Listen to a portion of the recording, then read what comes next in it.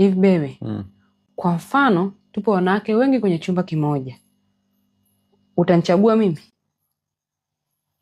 Sasa mimi nafanya nini kwenye chumba cha wanawake wengi? Unajua wewe si ndio umeingia kwa wanawake? Mimi tena nimeingia jamani, mimi nauliza, wewe umeniuliza nakwambia mimi nafanya nini kwenye chumba cha wanawake wengi? Wewe ndio unajua mpaka kuingia kwenye chumba cha wanawake, unajua wewe ulichokifuata. Kwa sababu hiyo wewe unatamaa, kwa nini uingie kwenye chumba cha mwanamke? Au tena wanawake sio mmoja ni wengi, kwa nini uingie kwenye vyumba vya wanawake? Mimi nimeingiaje sasa kati mimi niko najiuliza nafanya nini kwenye chumba cha wanawake? Unajua wewe unadharau. Kwa hukumu umenipa mimba ili uje uingie kwenye vyumba vya wanawake kwa sababu zako tu za umalaya, si ndio? Hicho chumba kiko wapi? Maana sasa unaanza hicho chumba kiko wapi ambacho mimi nimeingia? Haya basi sawa, Aisha nitakuchagua wewe. Na ulijuaje kama mimi niko humo? Bora ujifungue hiyo mimba iishe.